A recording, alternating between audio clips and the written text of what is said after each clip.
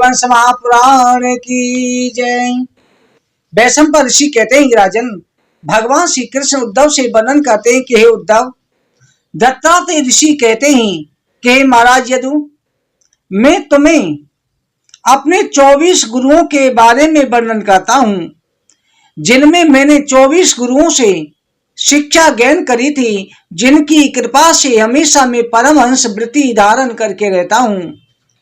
पहला गुरु पृथ्वी, वायु, आकाश, जल, अग्नि, चंद्रमा, सूर्य, कबूतर, समुद्र, अजगर, पतंगा, भ्रमर, मधुमक्षिका, हाथी, मधुहर्ता, हरण, मीन, पिंगला वैश्य, कुर्र पक्षी, बालक, क्वारी कन्या, सर्कृत, सर्प, मकड़ी और भृंगी कीड़ा, ये मेरे 24 गुरु हैं, जिनके द्वारा मैंने दीक्षा प्राप्त करी।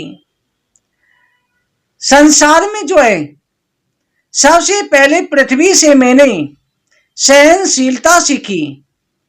पृथ्वी से सीखा कि कोई भी व्यक्ति कोई पृथ्वी को प्रणाम करता है तब भी पृथ्वी उसे धारण करती है। कोई पृथ्वी को लात मारता है, पृथ्वी तब भी धारण करती है। पृथ्वी के ऊपर मलमूत्र भी त्यागते हैं तब भी पृथ्वी धारण करती है। पृथ्वी के समान सहनशीलता मैंने सीखी कि संत को इसी प्रकार से सहनशील होना चाहिए।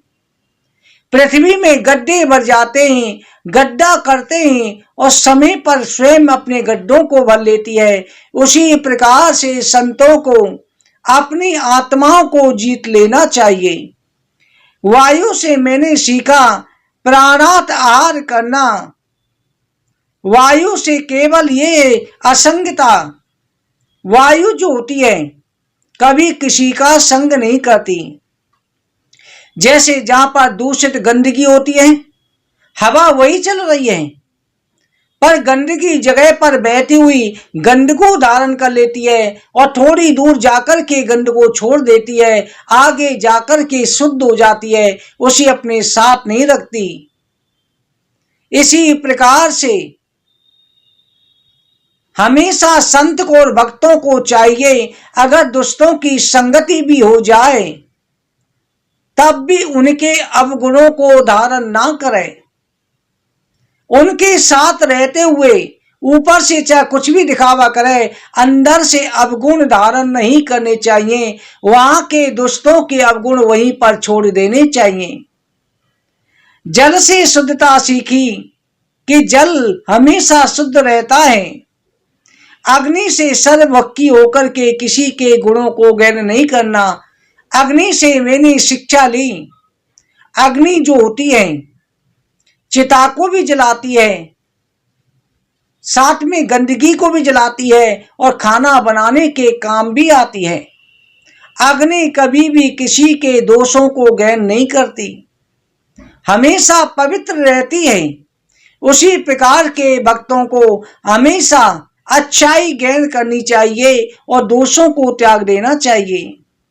चंद्रमा से मैंने शरीर का शिस्त सीखा। जिस प्रकार से कृष्ण पक्ष में चंद्रमा की कला घटती है, शुक्ल पक्ष में बढ़ जाती है, घटती बढ़ती है, वैसे ही हमारा शरीर, हमारी आत्मा जन्म मृत्यु को प्राप्त होती है। इसका कभी नाश नहीं होता, चंद्रमा का नाश नहीं होता, केवल कलाओं का घटना बढ़ना होता है।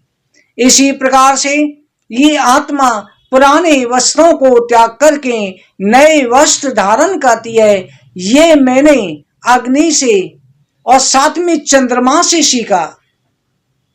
इसके साथ में सूर्य से वेदता सीखी, परमात्मा की एकता सीखी। जैसे सूर्य एक है और जल के अगर सैकड़ों गड़ा भरे हों तो उनमें सैकड़ों में सैकड़ों सूर्य दिखाई देते हैं। उसी प्रकार से वास्तव में सूर्य एक है, हजारों प्रतिबिंब दिखाई दे रहे हैं, परमात्मा एक है, हम सभी के अंदर विराजमान हैं, परंतु परमात्मा अनेक रूपों में दिखाई देता है हर जगह पर। इसीलिए परमात्मा का देखा कि हर वस्तु में परमात्मा व्याप्त हैं। नास्त्र प्रसंग व कर्तव्यम कैन चिता कुचितः, कभी भी किसी के प्रेम में फंसना नहीं चाहिए। जिस प्रकार से मैंने कबूतर से शिक्षा प्राप्त करी,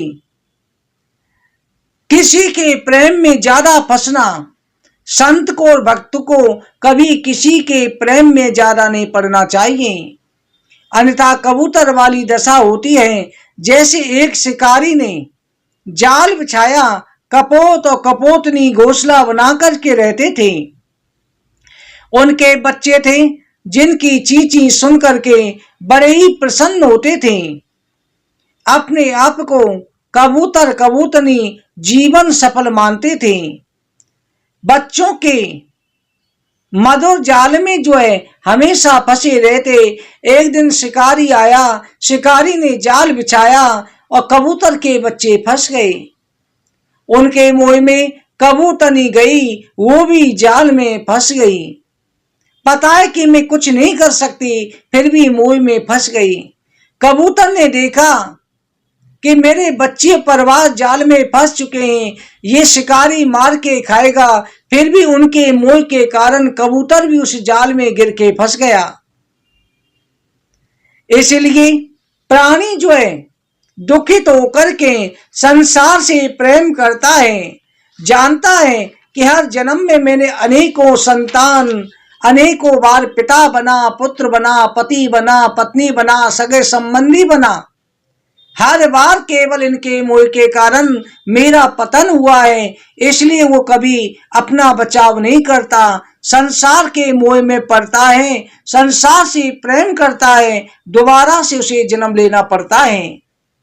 आप संसार का, बच्चों का, परवाह का पालन पोषण शरीर से करो, परंतु मन से कभी भी उनके मोह में नहीं फंसना चाहिए। ये मैंने कबूतर से सीखा। सैकड़ों योनियों में कर्म बस ये भ्रमण करता हुआ जीवात्मा भटकता रहता है। बड़े भाग्य से ब्रह्म तत्व की प्राप्ति होती है। ये ब्राह्मण का शरीर मिला, फिर भी परमात्मा को प्राप्त करने की कोशिश नहीं करता। ये अपने आत्मा की मुक्ति नहीं कर पाता, संसार में भटकता ही रहता है। इसलिए हमेशा इस संसार से बचना चाहिए। शरीर से और धन से परवाह का पालन पोषण करो, परंतु मन को परमात्मा में लगा के रखो। ये मैंने कबूतर कबूतनी से शिक्षा प्राप्त करी। आगे चल के मैंने पिंगला वैश्या से भी ज्ञान प्राप्त किया। एक पिंगला वैश्या थी। पिंगला वैश्या ने संसार के सुखों के लिए हमेशा सज धज करके बैठ जाती, लोगों से पैसा ऐंठती रहती थी। एक बार पिंगला वैश्या सुबह से लेकर के शाम तक श्रृंगार करके बैठी रही, परंतु कोई भी उसके पास में नहीं आया। सुबह से शाम हो गई, प्रतीक्षा कर रही है। पिंगला वैश्या को धिक्कारी आई। इतना प्रेम संसार से किया, संसार की आस लगाई, अगर परमात्मा से किया होता तो परमात्मा प्राप्त हो जाते। पिंगला वैश्या ने सब कुछ त्याग करके भगवान की शरण ग्रहण करी। इसी प्रकार से संसार से आशा मत रखो।